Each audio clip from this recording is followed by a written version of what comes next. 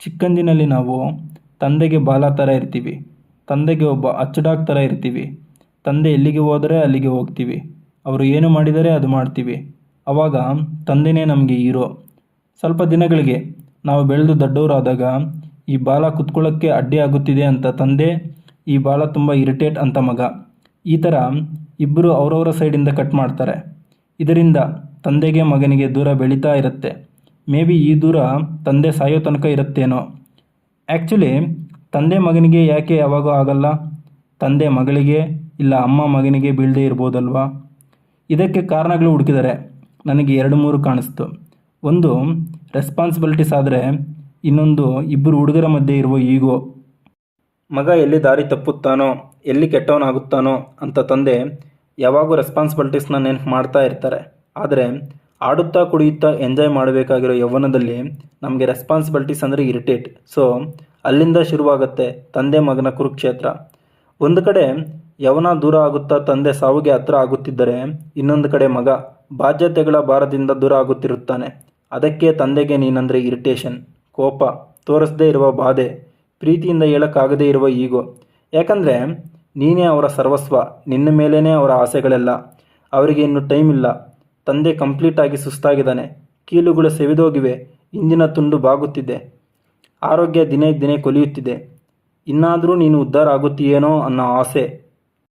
ನೀವು ಯಾವತ್ತಾದರೂ ಗಮನಿಸಿದ್ದೀರಾ? ತಾಯಿಗೆ ಮಗನಿಗೆ ಜಗಳ ಆದರೆ ಬೇಗ ಮಾತಾಡ್ಕೊಳ್ತಾರೆ. ಇದಕ್ಕೆ ರೀಸನ್ ಏನೋ ಗೊತ್ತಾ? ಅಲ್ಲಿ ತಾಯಿಗೆ ಮಗನಿಗೆ ಅಹಂ ಅನ್ನೋ ಭಾವನೆ ಇರಲ್ಲ. ಬಟ್ ತಂದೆಗೆ ಮಗನಿಗೆ ಜಗಳ ಆದರೆ ಆ ಜಗಳ ಜೀವನ ಪೂರ್ತಿ ನಡೀತಾನೇ ಇರುತ್ತೆ. ರೀಸನ್ ಇಬ್ಬರು ಗಂಡಸರ ಮಧ್ಯೆ ಇರುವ ಅಹಂ. ಒಂದು ಬಾರಿ the great philosopher Ram Gopal Varma ಅವರ ಅಮ್ಮ ಒಂದು ಮಾತು ಹೇಳಿದರು. ರಾಮು ಎಷ್ಟು ತಪ್ಪು ಮಾಡಿದರೂ ಅವರು ತಂದೆ ಒಳಗೊಳಗೆ ಬಾಧೆ ಪಟ್ಟರೆ ಹೊರತು ರಾಮುವನ್ನು ಮಾತ್ರ ಒಂದು ಮಾತು ಬೈದಿಲ್ಲ. ಮೇ ಬಿ ತಂದೆ ಮಗ ಜಗಳ ಬಂದರೆ ಮತ್ತೆ ಮಾತಾಡೋಕ್ಕೆ ಅಹಂ ಅಡ್ಡ ಬರುತ್ತೇನೋ ಅಂತ ಅವರು ಯಾವಾಗೂ ಜಗಳ ಮಾಡಿಲ್ಲ ಅಂತ ಹೇಳಿದರು. ಒಂದು ಮಾತ್ರ ನಿಜ, ತಂದೆ ಮಗ ಜಗಳ ಮಾಡದೇ ಇದ್ದಾರೆ ಅಂದರೆ ಒಂದು, ಮಗ ಉದ್ಧಾರ ಆಗುತ್ತಿಲ್ಲ ಅಂತ ಅರ್ಥ, ಇಲ್ಲ ನಿಮ್ಮ ತಂದೆನೇ ನಿಮ್ಮ ಜೊತೆ ಅಪ್ಡೇಟ್ ಆಗಿದ್ದಾರೆ ಅಂತ ಅರ್ಥ. ತಂದೆ ಹಳೆ ಕಾಲ, ಮಗ ಹೊಸ ಕಾಲ. ಈ ಓಲ್ಡ್ ವರ್ಷನ್ ಅಪ್ಡೇಟ್ ವರ್ಷನ್ ಮಧ್ಯೆ ತುಂಬ ಸಫರ್ ಆಗೋದು ತಂದೆ ಮಗನ ಅಮೂಲ್ಯವಾದ ಬಂಧ, ಮತ್ತೆ ಬರದೇ ಇರುವ ಅಮೂಲ್ಯವಾದ ಸಮಯ, ಅಮೂಲ್ಯವಾದ ತಾಯಿಯ ನೆಮ್ಮದಿ. ಮೋಸ್ಟ್ಲಿ ಈ ಕುರುಕ್ಷೇತ್ರ ಮುಗಿಬೇಕಾದರೆ ಬೇಗ ಜವಾಬ್ದಾರಿಗಳನ್ನು ತಂದೆಯ ಭುಜದ ಮೇಲಿಂದ ನಮ್ಮ ಭುಜದ ಮೇಲೆಗೆ ತಗೋಬೇಕು. ಅಲ್ಲಿ ತನಕ ಈ ತಂದೆ ಮಗನ ಯುದ್ಧ ನಡೀತಾನೇ ಇರುತ್ತೆ. ಫೈನಲಿ ತಂದೆ ಒಳ್ಳೆಯವರ, ಮಗ ಒಳ್ಳೆಯವರ ಅಂತ ನೋಡಿದರೆ ಒಳ್ಳೆ ತಂದೆನೂ ಇಲ್ಲ, ಒಳ್ಳೆ ಮಗನೂ ಇಲ್ಲ. ಅದೇ ಥರ ಕೆಟ್ಟ ತಂದೆನೂ ಇಲ್ಲ, ಕೆಟ್ಟ ಮಗನೂ ಇಲ್ಲ. ಇಲ್ಲಿ ಯಾರನ್ನೂ ಬೈಯೋ ಆಗಿಲ್ಲ. ಒಂದು ವೇಳೆ ಬೈಬೇಕಾದರೆ ಆ ಬಾಡೋಗಿರೋ ತಂದೆ ಮಗನ ಸಂಬಂಧವನ್ನು ಬೈಬೇಕು.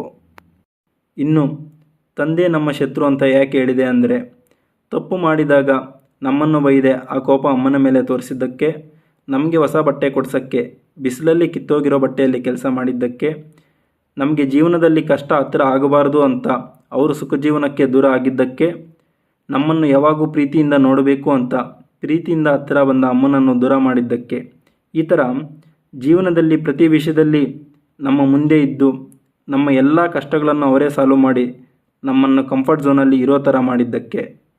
ಇಷ್ಟೆಲ್ಲ ಮಾಡಿದರೂ ನಮಗೆ ಮದುವೆ ಆದ ಮೇಲೆ ಅವರಿಗೆ ವಯಸ್ಸಾದಾಗ ಮನೆಯಿಂದ ಆಚೆ ಹಾಕಿದರೆ ಮಗ ಖುಷಿಯಾಗಿ ಇದ್ದರೆ ಸಾಕು ಅಂತ ಮನೆ ಬಿಟ್ಟಿದ್ದಕ್ಕೆ.